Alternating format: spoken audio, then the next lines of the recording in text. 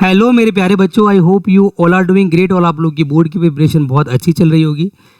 बच्चों, आज की वीडियो बहुत इंपॉर्टेंट होने वाली है बिकॉज मैं बहुत टाइम से ऑब्जर्व कर रहा था कि बच्चे वेक्टर अलजेब्रा में काफ़ी हद तक एनसीईआरटी डिपेंडेंट होते हैं। बट बिलीव मी बच्चों, आप पिछले मैं कहूँगा 10 सालों का इतिहास उठा के देख लो, vector algebra is one of the topic जो कभी एनसीईआरटी डिपेंडेंट रहा ही नहीं है। और वेक्टर अलजेब्रा से मैक्सिमम क्वेश्चंस जो हैं वो आउट ऑफ एनसीईआरटी आते हैं। बट ये अच्छी बात है कि वेक्टर अलजेब्रा में एक एल्गोरिदम सा बन गया है। कुछ 8-10 क्वेश्चंस हैं जो सीबीएसई बार बार रिपीट करता है या उससे रिलेटेड क्वेश्चंस देता है। तो मेरी एडवाइस ये कि आप एनसीईआरटी से वेक्टर को टच ज़रूर करें और उसमें जितने भी क्वेश्चंस अब तक पिछले 10 सालों में आउट ऑफ एनसीईआरटी आए हैं, विल ट्राई कि इस वीडियो में वो सारे क्वेश्चंस कवर हो जाएं। इसलिए वीडियो थोड़ी सी लेंदी हो सकती है, बट बेटा ट्रस्ट मी, ये वीडियो बहुत काम की है। और इसमें थोड़ी सी मेरी एडवाइस भी आप लोगों को कि भैया अगर इस वीडियो को बहुत अच्छे से समझना चाहते हो तो एनसीईआरटी से वेक्टर को थोड़ा सा पढ़ के आना और सारे formulas, scalar product, vector product, इनके कॉन्सेप्ट ज़रूर क्लियर कर लेना। अदरवाइज़ ये वीडियो आपको समझ नहीं आएगी। तो बेसिक्स ऑफ एनसीईआरटी करो, देन इस वीडियो को देखो, इसके 8-10 क्वेश्चंस कर लो एंड आई एम 100% श्योर इनको करने के बाद आप सीबीएसई बोर्ड एग्जाम में जो भी क्वेश्चन वेक्टर से रिलेटेड आएगा, you are not going to leave that at any cost. तो बिना देर किए बेटा शुरू करते हैं vector algebra hot questions out of NCERT.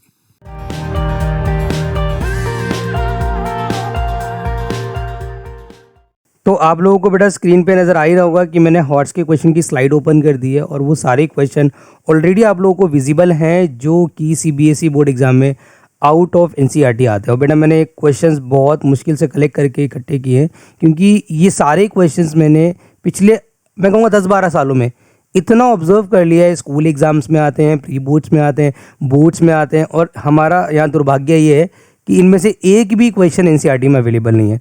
और हमारी क्या कोशिश रहेगी कि हम ये सारे क्वेश्चंस जो कि आपको इस टाइम दिख रहे हैं मैं सारे ही कवर करने वाला हूँ।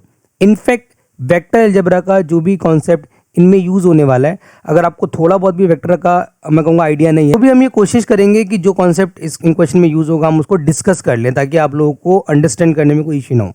तो सबसे पहले भैया स्टार्ट करना चाहता हूँ मैं क्वेश्चन नंबर 2 से। And why I want to start from question number 2 because this is one of my favourite question. इसका रीज़न सिंपल है सर कि ये मेरे बोर्ड एग्जाम में आया था। दिस इज़ अ क्वेश्चन जो सीबीएसई में 2009 में आया भैया, और मैंने भी 2009 में बोर्ड्स के एग्ज़ाम दिए थे। और आई स्टिल रिमेंबर ये दूसरा क्वेश्चन था जो मैंने सीबीएसई बोर्ड क्वेश्चन में अटेम्प्ट किया था। तो बढ़िया क्वेश्चन है और बिल्कुल भी एनसीईआरटी से कोई लेना देना नहीं है, बट मुश्किल नहीं है।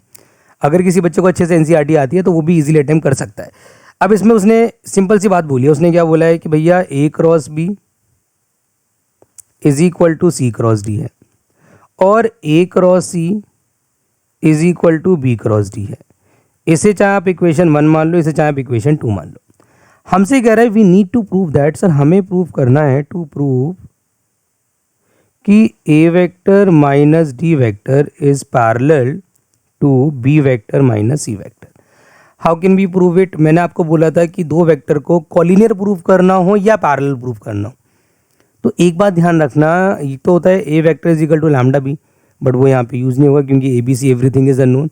दूसरा होता है कि दो वेक्टर को पैरेलल प्रूव करना है तो उनके बीच का cross product is always equal to 0। मतलब इन शॉर्ट मुझे प्रूव करना है A minus D cross B minus C is equal to 0। अगर ये प्रूव कर दिया सर तो ऑटोमेटिकली ये प्रूव हो जाएगा they are parallel to each other. अब how can I do it? एक काम करते हैं सर, यहाँ से ना LHS ले लेते हैं। LHS में आई टुक A minus D cross B minus C। और एक काम करते हैं सर, जैसे कि मैंने क्या बोला, वेक्टर का स्केलर प्रोडक्ट हो या क्रॉस प्रोडक्ट, आप सिंपल मल्टीप्लाई करते हो। मतलब आप पहले स्टार्टिंग में A को पकड़ो, A को पहले B से करो, A क्रॉस B आ जाएगा। फिर A को C से करो, माइनस A क्रॉस C आ जाएगा। फिर D को B से करो, माइनस D क्रॉस B आ जाएगा। फिर D को C से करो, पॉजिटिव का D क्रॉस C आ जाएगा। मैंने सिंपली ब्रैकेट को ओपन किया है और यहाँ क्या लगाया, क्रॉस प्रोडक्ट, क्योंकि वही अवेलेबल है। फिर सर हम क्या कर सकते हैं कि हमें इसको काट पीट के 0 लाना है और हमारे लिए हेल्पफुल होने वाली है इक्वेशन नंबर 1 एंड 2।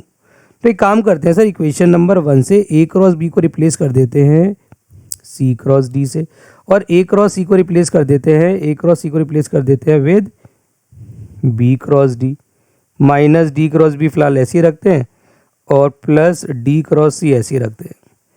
अब मैंने आप लोग को एक अगर आपको याद हो, मैंने आपको एक बताई थी प्रॉपर्टी कि A cross B is always minus times of B cross A. It's a property जो यहाँ पर यूज होगी। मतलब अगर मैं उल्टा कर देता हूँ, ए क्रॉस बी को बी क्रॉस से बना देता हूँ, तो बीच में माइनस साइन आ जाता है। मतलब साइन जो भी होगा ओरिजिनल वो चेंज हो जाता है। तो सर एक काम करते हैं, जो यहाँ पे सी क्रॉस डी है वो एज इट इज़ रखेंगे, माइनस का B cross D as it is रखेंगे। सर ये जो डी क्रॉस बी है ना, इसका ऑर्डर रिवर्स कर देते हैं ताकि कट जाए, और ये ऑर्डर रिवर्स करेंगे तो नेगेटिव ऑलरेडी है एंड इट बिकम्स पॉजिटिव।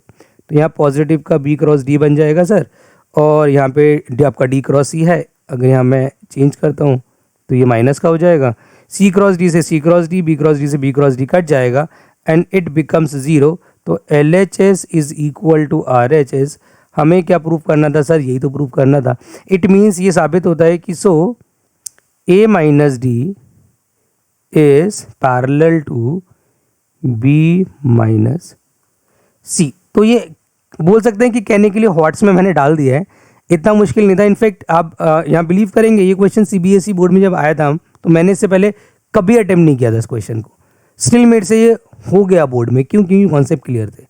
तो कुछ क्वेश्चंस लगते हैं कि हॉट्स के हैं, बट एक्चुअल में अगर आपका कॉन्सेप्ट क्लियर है, आपने एनसीईआरटी ढंग से किया है, तो आप वो भी इजीली बोर्ड में अटेम्प्ट कर सकते हो। उसके बाद हम डिस्कस कर लेते हैं भैया क्वेश्चन नंबर 3। ये भी बहुत बढ़िया क्वेश्चन है, सीबीएसई में 2 बार आ चुका है। क्वेश्चन नंबर 1 ईजी है, वो एंड में डिस्कस कर लेंगे, कोई दिक्कत नहीं है। मेन ये है क्वेश्चन है। अब देखो इसमें क्या है हमारे पास कि सर हमें सिचुएशन दी है A plus B plus C is equal to एक ज़ीरो वेक्टर है। और बच्चों हमें प्रूफ करना है, इसके अंदर बहुत आराम से समझना, हमें प्रूफ करना है, wait can I check the audio. हमें प्रूफ करना है सर ए क्रॉस बी,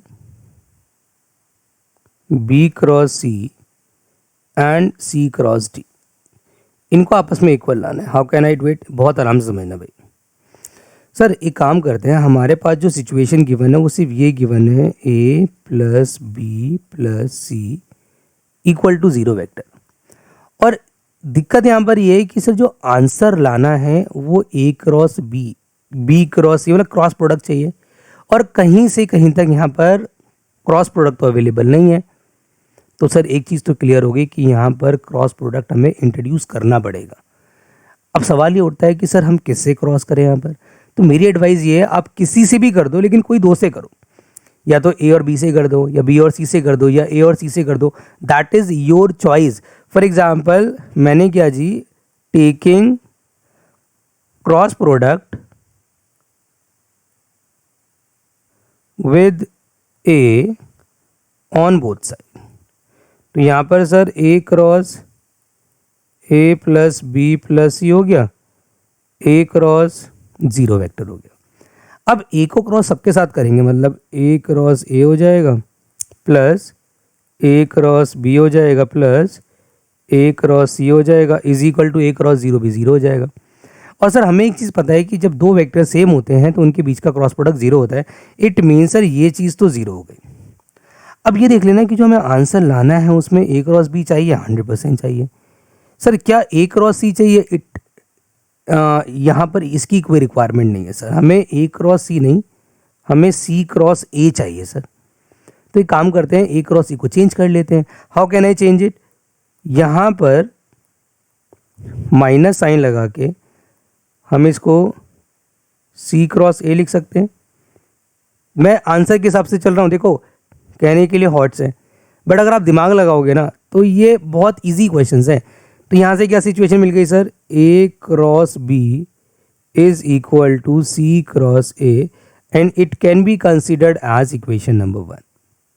अब क्या करेंगे सर? दोबारा जो सिचुएशन गिवन है उसको ले लेते हैं। हमें गिवन था sir A plus B plus C equal to zero vector. मैंने क्या बोला था? कोई भी दो वेक्टर से क्रॉस करना है। ए से एक बार आपने कर लिया, आप किससे करोगे? Taking cross with be on both side. Taking cross product with be on both side. तो इससे क्या बेनिफिट मिलेगा सर, यहाँ पे आ जाएगा B cross A plus B plus C is equal to B cross में जीरो वेक्टर। अब जीरो वेक्टर से कुछ भी करो जीरो ही होना है। बी को क्रॉस किया के साथ बी क्रॉस ए बनेगा सर, बी क्रॉस बी बनेगा, बी क्रॉस सी बनेगा equal to zero. We know that दो वेक्टर सेम होते हैं, अगेन जीरो। देखो सर यहाँ पे बी क्रॉस ए की क्या ज़रूरत है, हमें जो प्रूव करना उस पर नज़र मार लेना। सर बी क्रॉस ए नहीं चाहिए, हमें क्या चाहिए, ए क्रॉस बी चाहिए। तो यहाँ पे जो बी क्रॉस ए है उसको चेंज कर दो। आगे क्या लग जाएगा, यहाँ पे जब भी चेंज करोगे तो माइनस साइन यहाँ लगाना मत भूलना आप। Minus times of A cross B plus zero, B cross C चाहिए, यस। ए क्रॉस बी उधर चला जाएगा तो B cross C is equal to A cross B. तो यहाँ पर जो सिचुएशन क्रिएट हो रही है, ध्यान समझना, इसको मान लेना इक्वेशन नंबर सेकेंड। अगर आप ऑब्जर्व करें इक्वेशन नंबर वन और equation number two, what you observe कि दोनों में सर ए क्रॉस बी तो कॉमन हो गया। इट मीन्स हम यहाँ पे साफ साफ लिख सकते हैं from equation number one and two A cross B is equal to B cross C is equal to C cross A, hence proved. तो आई विश बेटा आप लोगों को ये देखने में तो मुश्किल नहीं रह होंगे, एक दो बार अगर तुमने इनको सॉल्व कर लिया, और मैं आपको सही बता रहा हूँ बेटा, ये 8-10 क्वेश्चन अगर आप अच्छे से प्रैक्टिस कर लेते हो ना, मतलब इनको ही अगर अच्छे से रगड़ लोगे आप, तो मुझे नहीं लगता कि वेक्टर का क्वेश्चन एनसीईआरटी और इनके अलावा कोई आ भी जाए बाई चांस, तब आई थिंक सो कि आपको वो क्वेश्चन भी ईजी ही लगेगा जो बोर्ड में अगर अलग हटके आ भी जाता है बाई चांस। तो भैया इसमें क्वेश्चन नंबर 4 की, जो कि बहुत ही बढ़िया क्वेश्चन है और इसको बहुत आराम से कराऊंगा मैं, क्योंकि ये थोड़ा आपको लगेगा कि हाँ सर थोड़ा सा लेवल यहाँ से अप हो गया, तो इसको बहुत आराम से समझना आप। और भाई मैं बार बार आपको बोल रहा हूँ, हॉट्स अगर आप अटेम्प्ट करने आ रहे हो, ये वीडियो आप देख रहे हो, तो आप ये मान के चलो, और मैं भी ये मान के चल रहा हूँ कि आपको एनसीईआरटी आती है, क्योंकि बिना एनसीईआरटी अगर आप डायरेक्टली इनको करोगे तो टफ लगेंगे। तो अगर एनसीईआरटी आपने नहीं करी है तो अभी वीडियो पॉज कर दो, एनसीईआरटी से गो थ्रू बोलो, देन इस वीडियो को देखो, आपको 100% क्लियर होगा। अब देखो आपसे क्या बोल रहा है starting, A B C are the unit vector, जो जो वो इन्फॉर्मेशन देता रहे ना, अब उसके अकॉर्डिंग चलते रहो। पहली information sir, if A B and C are unit vector, इसका क्या मतलब हुआ सर, इसका मतलब हो गया कि ए का मॉड, बी का मॉड एंड सी का मॉड इज इक्वल टू 1 हो गया। ये चीज़ क्लियर है सर। फिर हमें दिया है A dot B and A dot C. Sir A dot B is equal to A dot C is equal to zero vector. और हमें क्या दिया है, हमें दिया है बी और सी के बीच का एंगल। देखो ये बी वेक्टर मान लो, ये सी वेक्टर मान लो, इसके बीच में ना एंगल दिया 30 डिग्री का, मतलब बी और सी आपस में कोई इनिशियल वेक्टर है, ये चीज़ कन्फर्म्ड है। और हमें क्या प्रूव करना है सर, हमें प्रूव करना है कि A vector is equal to plus minus 2 times of B cross C. तो आई विश जो क्वेश्चन है उसकी अंडरस्टैंडिंग बैठ गई है, एनसीईआरटी से बहुत हटकर है। अगर अभी को इसमें मैं गारंटी ले सकता हूँ कि अगर कोई बच्चा एनसीईआरटी को कितना भी रगड़ के जाएगा और ये क्वेश्चन सीबीएसई बोर्ड एग्जाम में आएगा तो आप अटेम्प्ट नहीं कर पाओगे। ये आपके हाथों से निकलना, आंखों से निकलना ज़रूरी है। तो इन क्वेश्चंस को करने के लिए भैया मैं कहूँगा 2-3 बार प्रैक्टिस कर लो ऐसे क्वेश्चंस की, तब भी आप आराम से इससे हट के क्वेश्चन आएगा तो कर दोगे। अब होगा क्या, देखो समझना ध्यान से। यहाँ पर सिचुएशन दिया हमें कि if A dot B is equal to 0, इसका मतलब क्या हुआ सर, अगर A dot B equal to 0 है, it means what, A vector B vector 0 हो सकते हैं, बट सर 0 तो है नहीं। स्टार्टिंग में बोला हुआ है कि A vector B vector unit vector है, तो 0 वाला तो ऑप्शन ही हम हटा देते हैं यहाँ पर। और क्या हो सकता है सर, और ये हो सकता है कि then A vector can be perpendicular to B vector. सीधी सी बात है यार, जब दो वेक्टर के बीच का स्केलर प्रोडक्ट 0 होता है, इट मीन्स वो आपस में परपेंडिकुलर है। अगर वो 0 वेक्टर नहीं है तो ये कंफर्म्ड है। And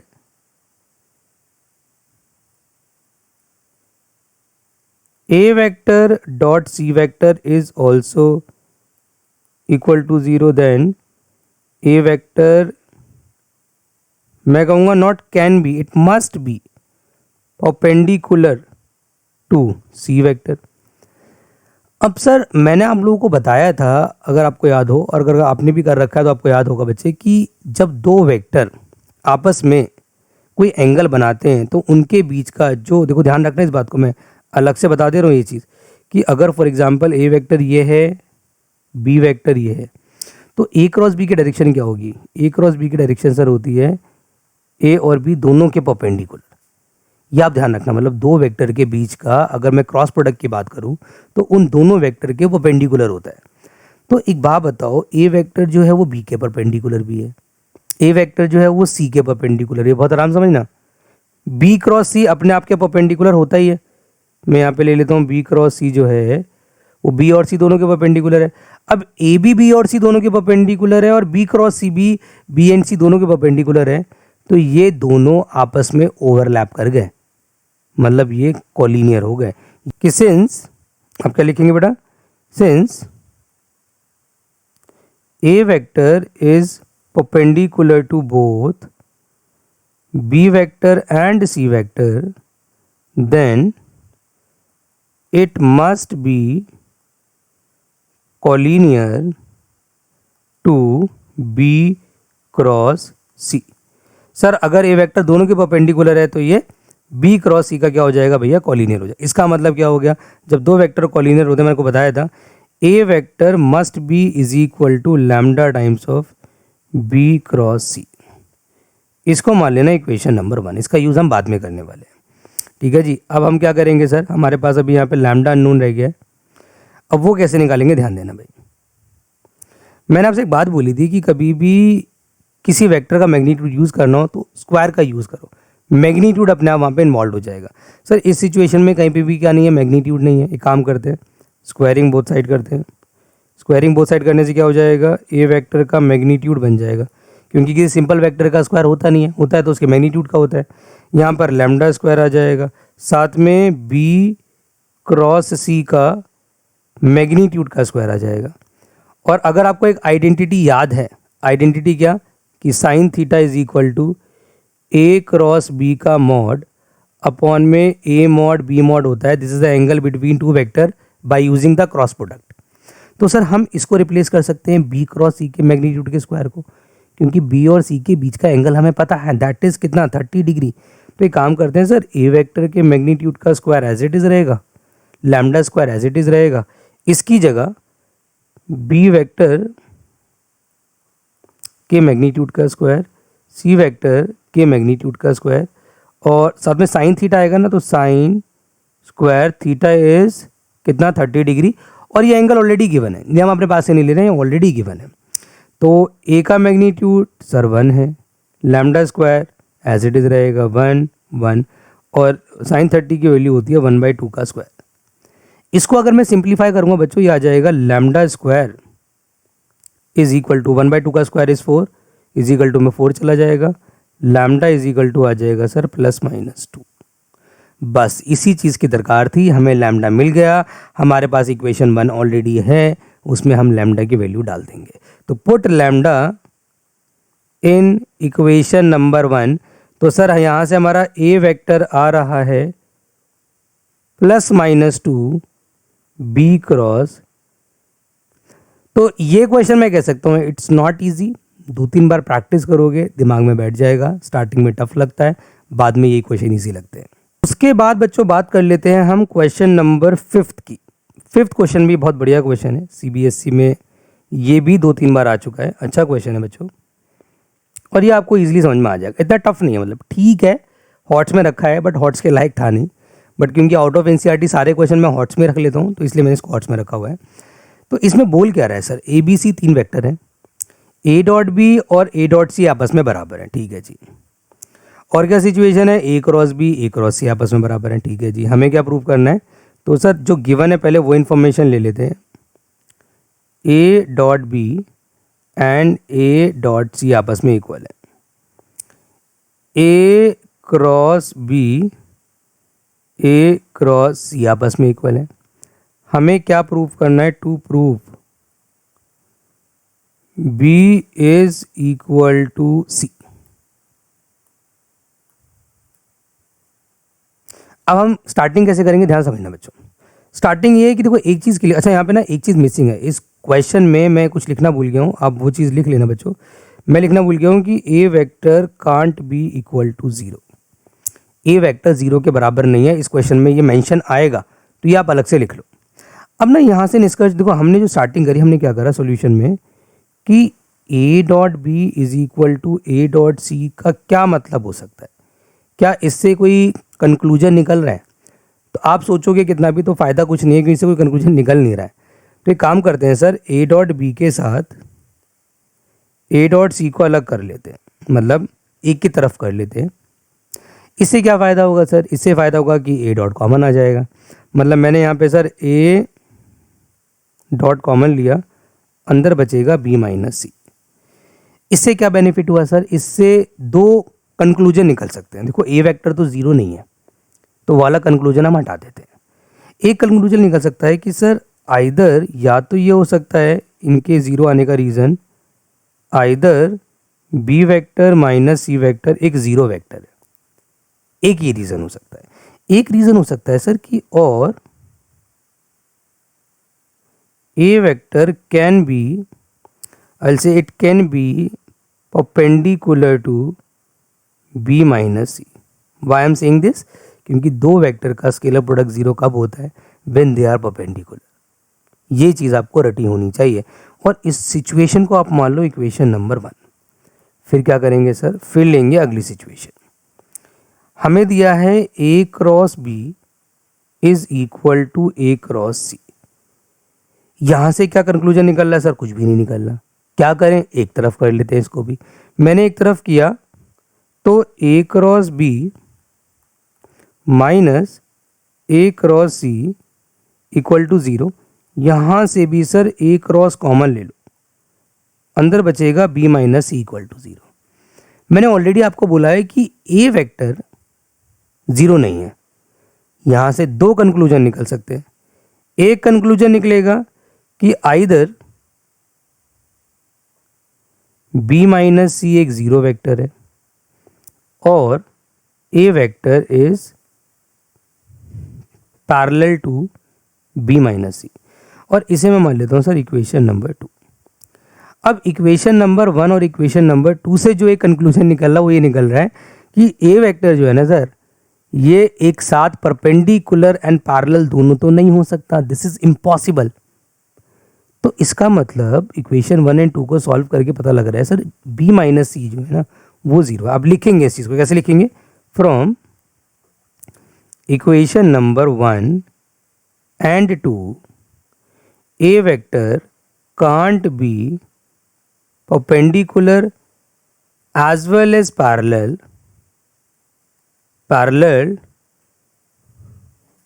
to b minus c simultaneously। ये एग्जाम में प्रॉपर लिखना है आपने। एक साथ तो सर ये परपेंडिकुलर भी नहीं हो सकता, पैरेलल एक साथ दोनों चीज़ें नहीं हो सकती। तो फिर ये सिचुएशन से हमें क्या पता लग रहा है, हमें पता लग रहा है हमें पता लग रहा है सर b माइनस सी जो है वो एक ज़ीरो वेक्टर है। और अगर b माइनस सी एक ज़ीरो वेक्टर है तो b वेक्टर और c vector they must be equal to each other. c को उधर लेगा ना, तो ये क्वेश्चन कह सकते हैं कि हाँ सर थोड़ा हल्के लेवल का था, CBSE में 2 बार आया है और आई विश कि ये 2022 में भी या 2023 में भी रिपीट हो सकता है। उसके बाद बात कर लेते हैं बच्चे क्वेश्चन नंबर 6 की, जो कि थोड़ा सा क्वेश्चन नंबर 5 से टफ है और काफ़ी यूनिक है इसको करने का तरीका। और CBSE में ये भी सर बहुत बार आ चुका है। NCERT से कोई लेना देना नहीं है। हमसे कह रहा है कि सर ABC 3 वेक्टर हैं, A क्रॉस B और C बराबर है, B क्रॉस C और A बराबर है। हमें प्रूव करना है कि ABC आर म्यूचुअली परपेंडिकुलर, पहला काम। दूसरा प्रूव करना है वेक्टर B का मैग्नीट्यूड 1 है। तीसरा प्रूव करना है, यहाँ पे सच दैट लिख दिया है, इसकी जगह भी शो दैट आएगा। B का मैग्नीट्यूड 1 भी प्रूव करना है, C मैग्नीट्यूड A मैग्नीट्यूड बराबर है। ये सब कुछ हमें बेसिकली प्रूव करना है बेटा। अब स्टार्ट कैसे करोगे क्वेश्चन को, देखो आराम से समझना मेरी बात को। इसने बोला स्टार्टिंग में कि A cross B is equal to C, किसके, सी वेक्टर के। और मैंने आपको बोल रखा है और आपको पता भी होना चाहिए कि दो वेक्टर आपस में कब इक्वल होते हैं, when they have the same direction as well as the same magnitude. तो अगर ए क्रॉस बी और सी दोनों आपस में बराबर हैं, इट मीन्स जो ए क्रॉस बी की डायरेक्शन है वही सी की डायरेक्शन होगी 100%। एंड वी नो दैट कि सर ए क्रॉस बी की डायरेक्शन, अभी मैंने आपको कराया था, ए क्रॉस बी की डायरेक्शन क्या होनी चाहिए, ए और बी दोनों के परपेंडिकुलर ए क्रॉस बी होता है, ये आपको पता होना चाहिए। तो इसका मतलब सी वेक्टर भी ए और बी के क्या होगा, परपेंडिकुलर। तो आप लिख दे रहे हैं ऐसे करके कि since A cross B is perpendicular to both A and B, then C vector should also be perpendicular to A and B। इससे ये साबित हो रहा है सर। सिमिलरली हमारे पास एक सिचुएशन और है, मैं लिखूंगा सिमिलरली, क्योंकि B क्रॉस C और A भी आपस में बराबर है, इसका मतलब क्या हो गया कि sir A vector is perpendicular to both B and C. तो एक चीज़ तो प्रूव हो गई सर कि बी वेक्टर, यहाँ पे C vector A and B के परपेंडिकुलर है, A vector B and C के परपेंडिकुलर है, hence A B and C are क्या हो जाएगा, mutually perpendicular to each other.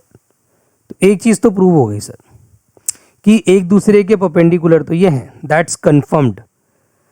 अब क्या प्रूव करना है सर, बी का मैग्नीट्यूड 1 है, और क्या प्रूव करना है, सी मैग्नीट्यूड ए मैग्नीट्यूड बराबर है। तो अब ये कैसे प्रूव हो सकता है, मैं आपको बहुत ईजी ट्रिक बताऊंगा और इससे दोनों क्वेश्चन सॉल्व हो जाएंगे आपके।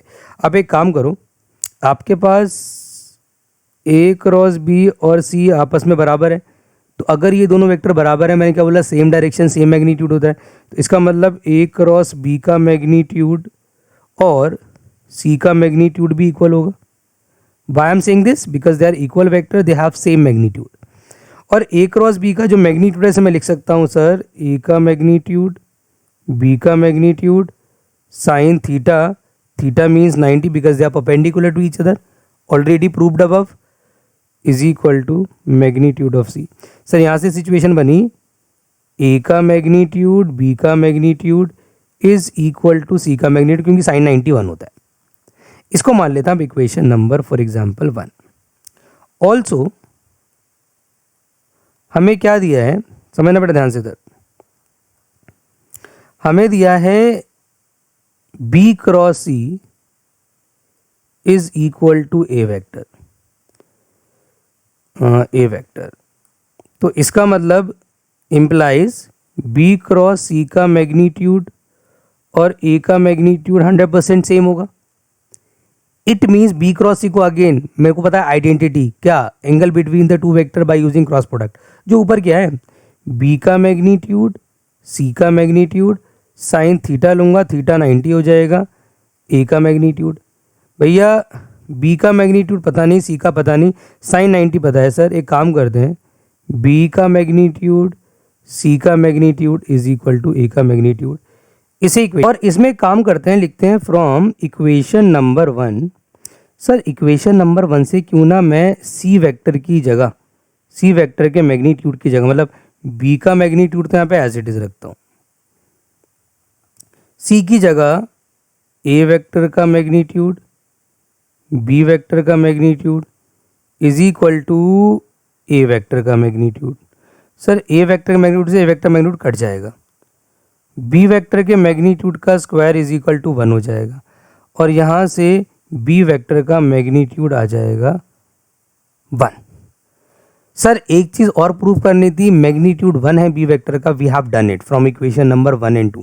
और जो आपने बी वेक्टर मैग्नीट्यूड निकाला है उसे आप इक्वेशन 1 में डाल दो चाहे 2 में डाल दो, दोनों से आपका तीसरी वाली सिचुएशन भी प्रूव हो जाएगी। फॉर एग्जांपल मैं पुट कर देता हूँ इन इक्वेशन नंबर 1। तो इक्वेशन 1 में अगर मैं पुट करता हूँ, आप खुद दिमाग लगा लो भैया कि यहाँ पर अगर मैंने बी की जगह 1 पुट किया तो बचेगा क्या, ए वेक्टर, इधर क्या हो जाएगा सी वेक्टर, और ये हमारा प्रूफ हो जाएगा। तो ये थोड़ा क्वेश्चन अलग था, डिफ़िकल्ट था, 2-3 बार प्रैक्टिस करने की सख्त ज़रूरत है, उसके बाद ये क्वेश्चन आपका पक्का हो जाएगा।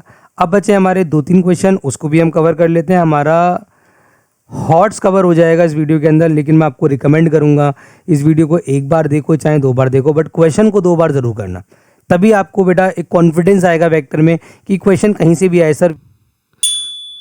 बच्चों अगला क्वेश्चन, मैं क्वेश्चन नंबर 7 और 8 में से कोई एक क्वेश्चन यहाँ पे ऑप्ट कर रहा हूँ, बिकॉज दोनों ही क्वेश्चन सेम हैं और दोनों ही सीबीएसई में आ चुके हैं।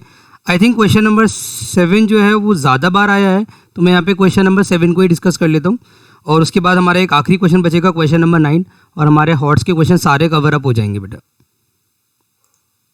तो पहले कुछ क्वेश्चन नंबर 7 में ना आपको ए वेक्टर गिवन है, बी वेक्टर गिवन है, सी वेक्टर गिवन है, और आपको R cross B and C cross B दोनों बराबर दे रखे हैं, ठीक है जी। और आपसे कह रहा है R dot A equal to 0 है, then find the value of R vector. एक चीज़ तो क्लियर है सर, यहाँ पर आर वेक्टर अननोन है, तो एक काम करते हैं पहले आर वेक्टर को ही कुछ एज्यूम कर लेते हैं। और मेरी एडवाइस है बेटा आपको, कभी भी वेक्टर अलजेब्रा में अगर कोई भी वेक्टर अननोन है और आपको उसकी वैल्यू निकालनी है, तो आप स्टार्टिंग में उसे आर वेक्टर के कोई भी वेक्टर को एक्स आई वाई जे और जेड के मान लेंगे। ये स्टार्टिंग करनी है आपने, ठीक है जी।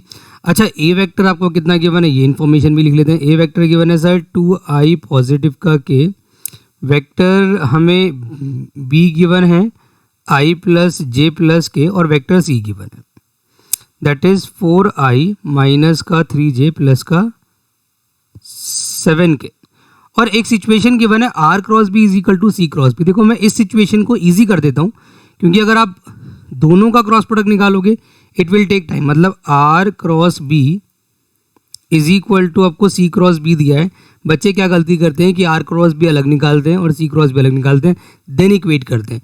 उससे आसान तरीका क्या हो सकता है कि आप आर क्रॉस बी की तरफ ही आप सी क्रॉस बी ले जाओ। उससे क्या बेनिफिट होगा भाई कि यहाँ से आपका वेक्टर बी कॉमन आ जाएगा, तो आर माइनस सी का आपने क्रॉस प्रोडक्ट बी के साथ निकालना है। तो इट मीन्स अगर आर माइनस सी का हमें बी के साथ क्रॉस प्रोडक्ट निकालना है बेटा, तो पहले आर माइनस सी निकालना पड़ेगा।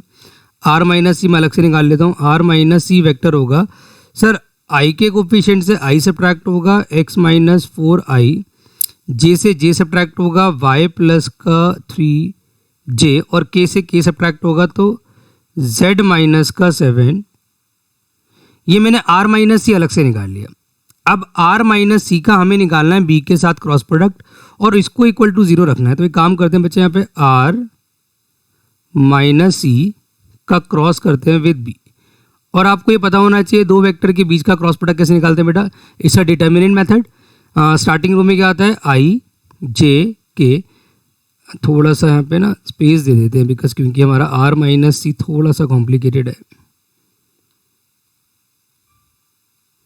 तो आई जे के, पहले आर माइनस सी के कोफिशिएंट कितने हैं सर, X minus 4 Y plus 3 Z minus 7, और वेक्टर बी के कोफिशिएंट कितने, इट्स 1 1 1।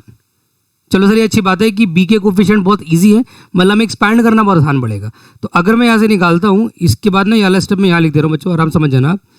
आर माइनस सी का क्रॉस जो मैं बी से निकाल रहा हूँ, इट मस्ट बी, पहले आई कैप लिया, row column delete, Y plus 3 को 1 से किया तो वाई प्लस 3 माइनस का z हो जाएगा, पॉजिटिव का 7 हो जाएगा।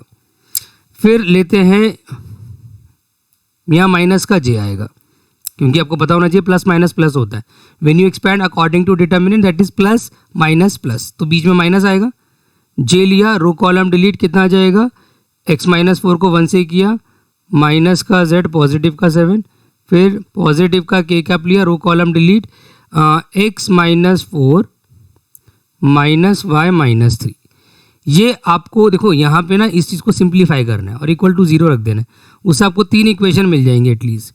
मतलब हमने क्या करा भाई, इसको सिंप्लीफाई करा, कितना आ गया sir, it is y minus z positive का 10 आई कैप, यहाँ पर आएगा सर माइनस टाइम्स ऑफ, या मैं एडवाइस करूँगा कि j के साथ जो माइनस है उसे अंदर इंटू कर लो, या फिर अगर इक्वेट करो तो ध्यान रखना कोफिशिएंट माइनस रखना।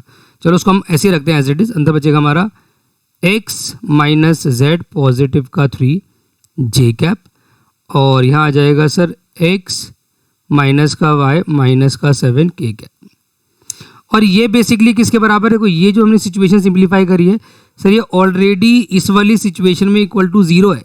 मतलब मैं इसको 0 के बराबर रख सकता हूँ, और 0 मतलब 0 वेक्टर के बराबर। और 0 वेक्टर क्या होता है भैया? 0 आई कैप, 0 जे कैप, 0 के कैप।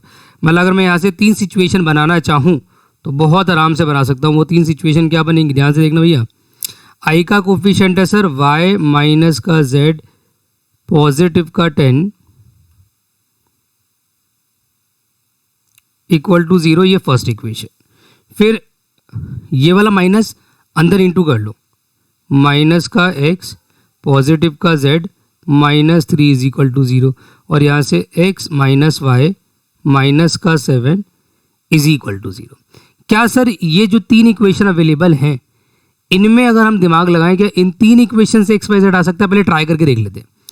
अगर आ जाता है तो बहुत बढ़िया बात है, अगर नहीं आता है तो हमारे पास आर डॉट ए जो ब्रह्मास्त्र है वो बचा हुआ है अभी, तो हम उसको भी बाद में यूज़ करेंगे। पहले देख लेते हैं इससे आ रहा है कि नहीं आ रहा है।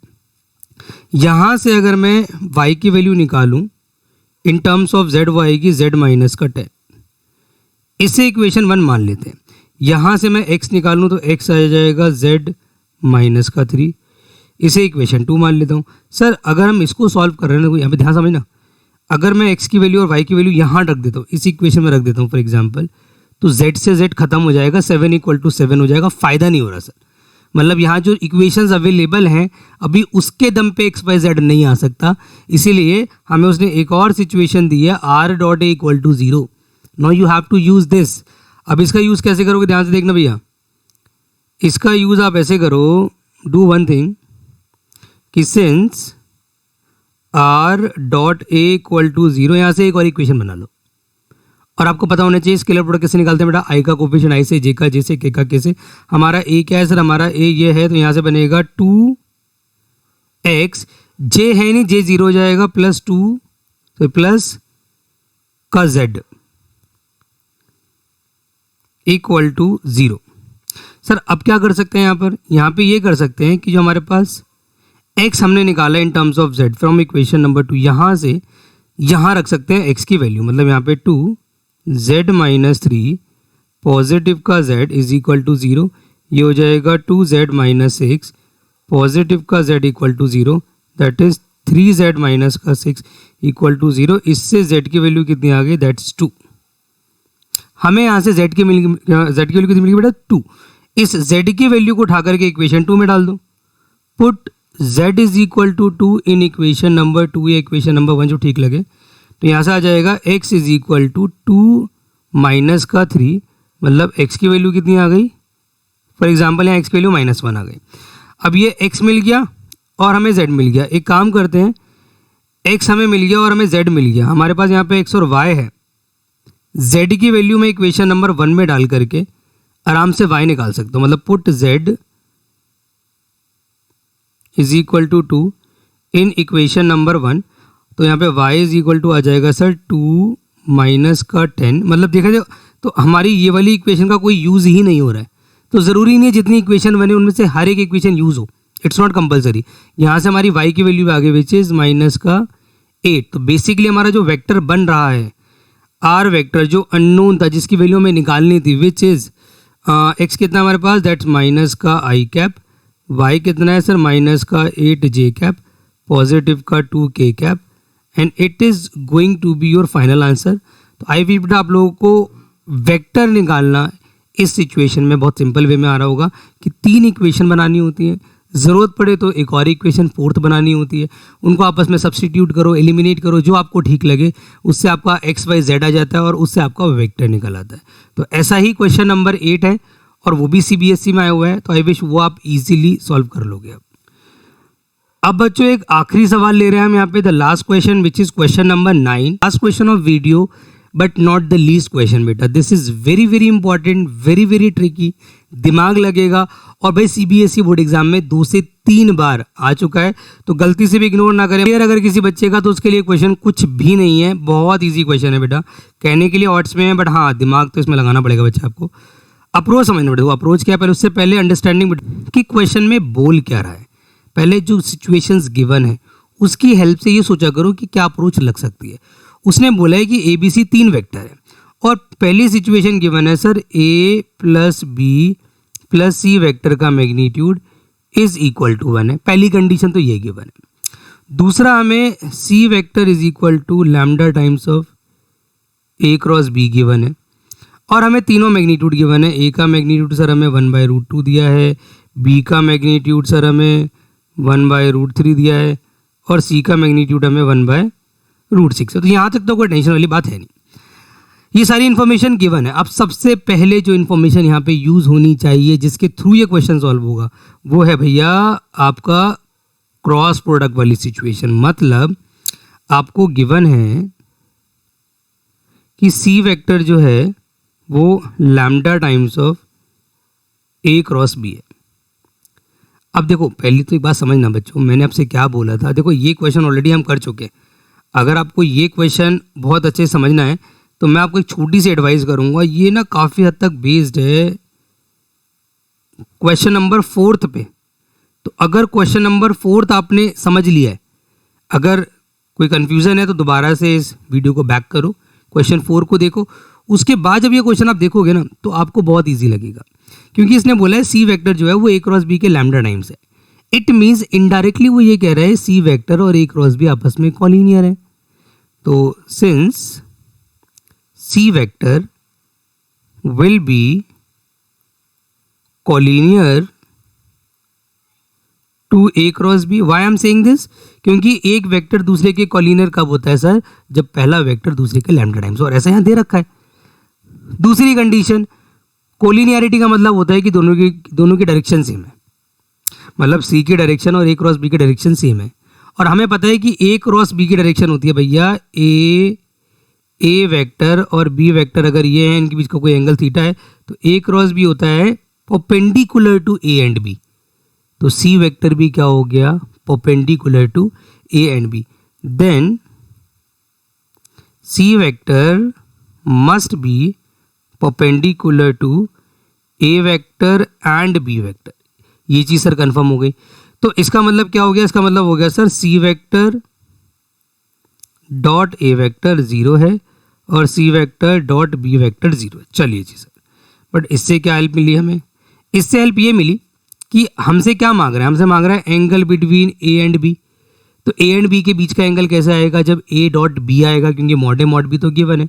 और ए डॉट बी किस हेल्प से आएगा सर, हमें ए plus B plus C vector का मैग्नीट्यूड गिवन है ना, कितना गिवन है, दैट्स 1।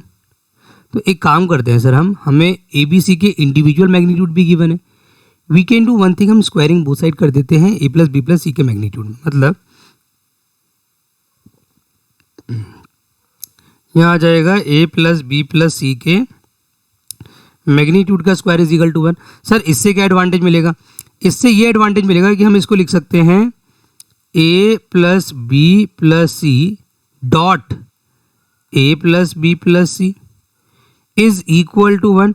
अब मैंने ऐसे क्यों लिखा, बिकॉज यू नो दैट कि दो सेम वेक्टर के बीच का डॉट प्रोडक्ट उसके मैग्नीट्यूड का स्क्वायर होता है। यू ऑल नो दैट, ये एक्सरसाइज के क्वेश्चन है भैया। तो अभी हम क्या करेंगे sir, A plus B plus C dot A plus B plus C को पूरा एक्सपांड करेंगे। पहले ए को ए से करेंगे, फिर ए को बी से करेंगे, फिर ए को सी से करेंगे। सिमिलरली बी को ए से करेंगे, बी को बी से करेंगे, प्लस बी को फिर सी डॉट ए करेंगे, सी डॉट बी करेंगे, सी डॉट सी करेंगे, इक्वल टू मैं कितना दिया, 1 दिया आई थिंक, तो 1 ही रहने देता हूँ उसको, दैट्स इज इक्वल टू 1। अब सर यहाँ पे कौन कौन सी इंफॉर्मेशन गिवन है, देखो A dot A, B dot B, C dot C, ये तो हो जाएंगे सर इसके मैग्नीट्यूड के स्क्वायर। मतलब we can write it as A के मॉड का स्क्वायर, बी के मॉड का स्क्वायर, सी के मॉड का स्क्वायर। जो सिमिलर है मैंने उनको पहले लिख दिया।